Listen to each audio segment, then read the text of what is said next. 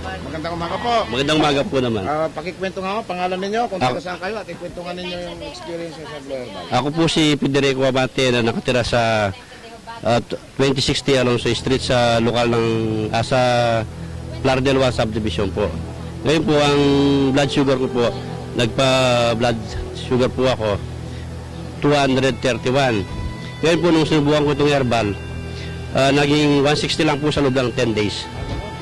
Ito po yung mga, dala ko po yung mga konto.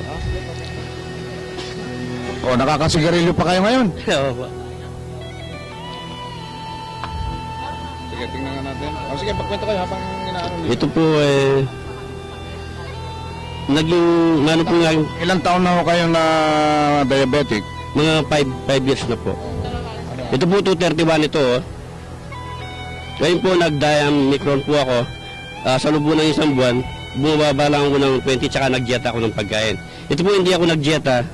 Sa 212, naging 160 ito po. Hindi kayo nagdieta, pero bumaba ng... Bumababa po. Ano ang sabi ng doktor?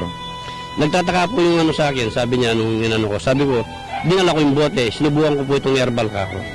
Blue herbal po. Ano sabi ng doktor? Hindi naman po siya kumikibo.